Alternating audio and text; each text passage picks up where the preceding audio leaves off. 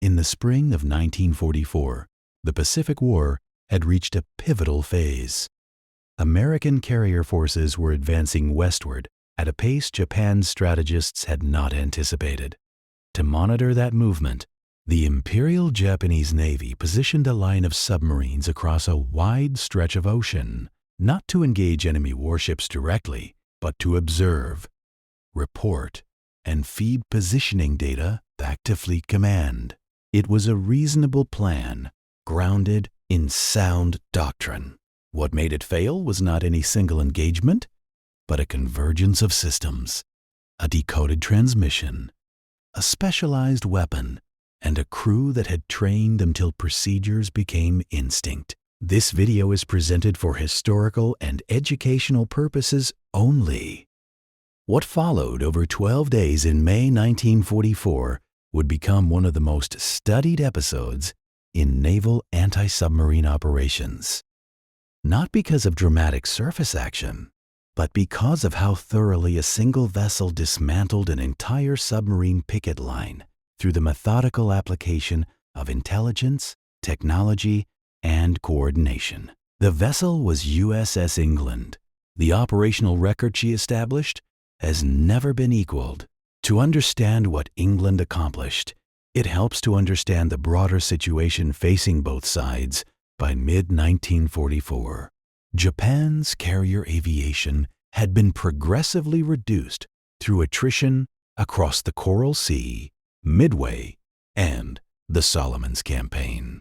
Replacement pilots were completing abbreviated training programs, and the experience gap between early war aviators and the incoming generation had grown considerably. American aircraft performance had also improved. The F-6F Hellcat gave American pilots meaningful advantages in speed and structural durability. Against this backdrop, Japan's planning for what it hoped would be a decisive fleet engagement, designated Operation Ago, depended entirely on accurate intelligence about American carrier movements. Submarines were among the few assets Japan could still deploy for wide-area reconnaissance. Surface forces could no longer operate freely in waters where American air power was active. Vice Admiral Takagi Takeo, commanding Japan's 6th Fleet, assigned 7 Aro-class submarines to a fixed picket configuration designated the NA Line. These vessels were to hold assigned coordinates stretching from the Admiralty Islands toward the Caroline Islands and transmit any contact reports. The rigid nature of those assignments would prove to be a structural vulnerability. American submarines were typically given flexible patrol areas with latitude to reposition as conditions changed. The fixed positioning of the NA Line meant that once the coordinates of each vessel were known, it was unlikely to have moved far from them. What made those coordinates available to American forces was one of the war's most closely protected operational capabilities.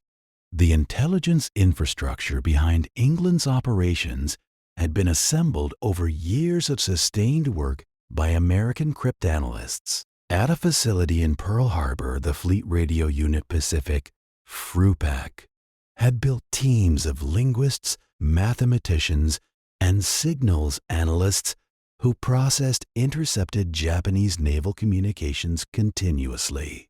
The work was methodical and required deep familiarity with Japanese naval procedures, coordinate systems, and communication conventions. Progress accumulated in increments, but by 1944, the result was a signals intelligence capability of exceptional reach. On May 13, 1944, FRUPAC intercepted a transmission from the Japanese submarine I-16 reporting an estimated arrival time off Bougainville scheduled for the night of May 22nd. To American analysts, it confirmed a specific vessel moving toward a specific location on a specific timetable. That information was passed through secure channels to Commander Hamilton Haynes, commanding Escort Division 39 at Tulagi in the Solomon Islands. Haynes had served in Atlantic anti-submarine operations before transferring to the Pacific, and he immediately recognized the operational opportunity. A second intercept, decoded shortly after, revealed the full picture. The 7NA line submarines had been assigned specific patrol coordinates, and American analysts had successfully extracted those positions from the decoded messages. For the first time in Pacific anti-submarine operations, tactical units would receive intelligence accurate enough to direct them to within a short distance of their targets. Haynes organized a 3-ship hunter-killer group from Buckley-class destroyer escorts, USS George, USS Raby, and USS England. The group departed Purvis Bay on May 18th. The crews were told their movements were based on aerial reconnaissance reports. The signal's intelligence source was never disclosed to them. The 3 vessels had been purpose-built around the problem of submarine detection and engagement. The Buckley-class design drew directly from lessons accumulated in the Battle of the Atlantic. Smaller and less expensive than fleet destroyers, these ships could be produced rapidly in commercial shipyards while carrying the sensors and weapons necessary for effective anti-submarine operations. Their diesel-electric propulsion gave them extended range and the ability to remain on station for prolonged periods. Each ship carried sonar equipment capable of tracking submerged contacts, conventional depth charge projectors, and, most critically, a Mark X Hedgehog anti-submarine mortar mounted forward. The Hedgehog had been developed by British engineers in 1941 and had reached American forces in meaningful numbers by late 1943. Its design addressed a fundamental limitation that had affected surface anti-submarine operations since the First World War.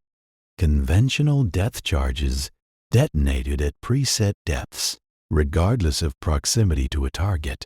A missed attack produced substantial underwater pressure disturbances that temporarily disrupted the attacking ship's sonar, sometimes for 15 minutes or more.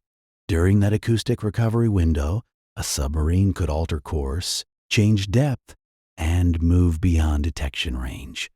Experienced submarine crews learned to use the disruption interval to reposition. The Hedgehog operated differently. 24 projectiles fired in a timed sequence formed an elliptical pattern ahead of the ship, covering approximately 140 feet by 120 feet. Each projectile carried a contact fuse. It would only activate on direct physical contact with a solid surface. If all rounds passed clear, there were no pressure disturbances, and the attacking ship's sonar remained fully operational for an immediate follow-up. Reload time was approximately 3 minutes. The acoustic environment stayed intact throughout, allowing continuous tracking. British wartime analysis calculated that the Hedgehog improved operational effectiveness by approximately tenfold compared to conventional depth charge procedures, from an average of 60 attacks per confirmed outcome down to 5 or 6. England's crew had spent months rehearsing Hedgehog attack sequences. They had not yet operated in a combat environment when the group departed Purvis Bay. The first contact came on the afternoon of May 19, 1944. APBY Catalina patrol aircraft located I-16 running surfaced north of Bougainville. Consistent with the decoded intelligence, the submarine was conducting a battery charge, a necessary operation that required extended surface time and increased exposure. Japanese submarines of this period had limited battery capacity relative to American designs, requiring more frequent surface transits. England's sonar operator established contact with the submerged vessel at 13:35 hours.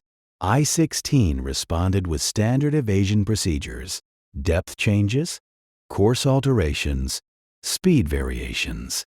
Japan's submarine crews trained in three-dimensional evasion, using thermal layers, zones of temperature differential that could scatter sonar returns.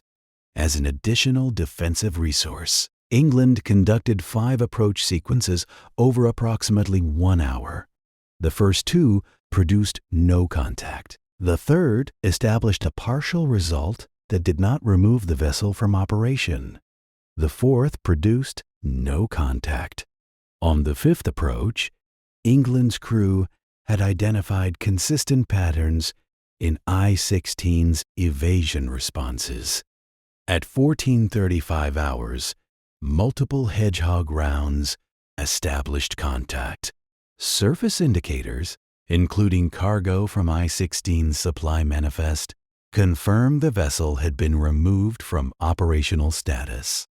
I-16 and her complement were no longer a factor in Japanese submarine operations. The group continued without pause. Decoded coordinates remained actionable. RO-106 was located in the early hours of May 22nd. George's radar detected the vessel on the surface conducting a battery charge. Despite an emergency dive, England established sonar contact and conducted 2 approach sequences.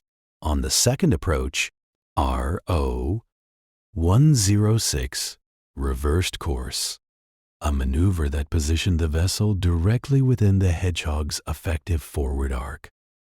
Multiple rounds established contact. RO-106 was removed from operational status. The entire sequence from initial radar detection to confirmed outcome had taken 36 minutes. RO-104 followed on May 23rd. This vessel's crew proved more difficult to track. Both Raby and George conducted multiple approach sequences over several hours. Without result, RO-104's crew employed acoustic countermeasures, transmitting calibrated sound pulses intended to degrade sonar targeting solutions that temporarily disrupted the attack sequences. When England was directed to take over, her sonar team had spent 2 hours observing RO-104's evasion tendencies, a preference for starboard turns during depth changes, consistent depth bands, brief acceleration intervals before major course adjustments. The second Hedgehog sequence established contact with between 10 and 12 rounds. RO-104 was no longer operational. RO-116 was located the following morning at 17,000 yards, nearly 10 miles, under atmospheric conditions that enhanced radar propagation. Her dive sequence was slower than standard, indicating a crew still developing operational proficiency. England's third approach sequence produced 3 confirmed contacts. RO-116 was removed from the picket line. All 56 personnel aboard were no longer available for operations. RO-108, located on May 26th, had a documented operational history, including a successful torpedo engagement against American naval assets in 1943, and had returned to service following repair work at Truk after sustaining damage from a patrol aircraft. England's Hedgehog sequence on the first approach produced between 4 and 6 contacts on a hull that had previously sustained structural compromise. RO-108 was removed from the line. By May 27th, Japanese naval intelligence had recognized the pattern. The 6th Fleet's monitoring service intercepted American communications describing submarine losses north of the Admiralty Islands. Warning transmissions were dispatched to the remaining NA line vessels. 2 of them received the signal and cleared their assigned positions. RO-112 relocated and survived the immediate operation, though she would be removed from service off Luzon in February 1945. RO-109 similarly departed the area, later lost off Okinawa in May 1945. RO-105 did not relocate. Her radio may have been degraded. She may not have received the warning in time. There is also an institutional factor. RO-105 had embarked Captain Ryunosuke Kato, commander of Submarine Division 51. The presence of a senior officer would have created significant organizational pressure to maintain assigned position without explicit release orders. After replenishing Hedgehog projectile stocks at Sea Adler Harbor, the hunter-killer group rejoined a larger task formation that now included the escort carrier USS Hogget Bay and additional destroyer assets. Hazelwood established radar contact with RO-105 during the night of May 30th to 31st. The subsequent tracking operation continued through the night as multiple vessels conducted approach sequences. Conventional depth charge runs from Hazelwood produced no confirmed result.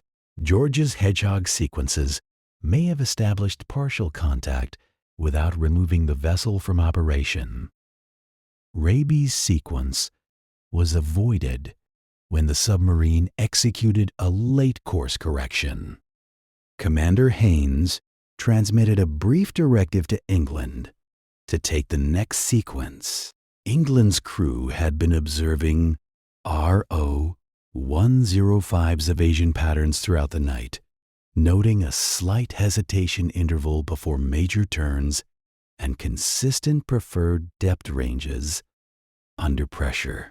At 0736 on May 31st, England's Hedgehog sequence established contact with between 6 and 10 rounds, followed immediately by secondary pressure events as RO-105's own ordnance responded to the contact. RO-105 was removed from operational status. Captain Kato and all 55 personnel aboard were no longer available for fleet operations. The operational summary was precise. Of 7 submarines assigned to the NA line, 6 had been removed from service. 5 of the 6 had been the result of England's approach sequences. England had accomplished this across 12 days from May 19th to May 31st, 1944. She was 5 months out of the shipyard on her first operational deployment. The strategic consequences reached well beyond the immediate result. Japanese command, interpreting the silence of the NA line not as systematic removal, but as a coverage gap, concluded that a major American carrier formation had already transited the area toward the Western Carolines or Western New Guinea. That assessment was incorrect. The actual American objective was the Mariana Islands. Japanese fleet units repositioned and expended fuel, moving toward waters where no American carriers were operating. By the time the invasion of Saipan commenced on June 15, 1944, Japanese forces were out of position. The resulting engagement, the Battle of the Philippine Sea, June 19th to 20th, saw Japanese naval aviation reduced to a fraction of its prior operational capacity. 3 carriers were removed from service. The loss of the Marianas brought B-29 bomber operations within range of the Japanese home islands. Japanese intelligence, reviewing the NA line losses, concluded that American signals intelligence had been involved. Internal assessments acknowledged a communications compromise. What they did not do was change their primary naval codes, an institutional failure that allowed American cryptanalysts to continue reading Japanese fleet communications for the remainder of the war. What the 12 days of May 1944 ultimately illustrate is something operational historians return to repeatedly. Outcomes in industrial-era warfare were shaped less by individual moments than by accumulated institutional investment. The years of work by cryptanalysts, the engineering behind the Hedgehog, the months of procedural drilling that prepared England's crew for a system they had never used operationally. The willingness to share sensitive intelligence with tactical units and accept the associated risk, none of those elements would have produced the result in isolation. Together, they created conditions in which a destroyer escort on her first deployment could methodically remove an entire submarine picket line from the strategic picture, and in doing so, contribute to a sequence of events that altered the balance of the Pacific War. The operational record stands. It has never been equaled.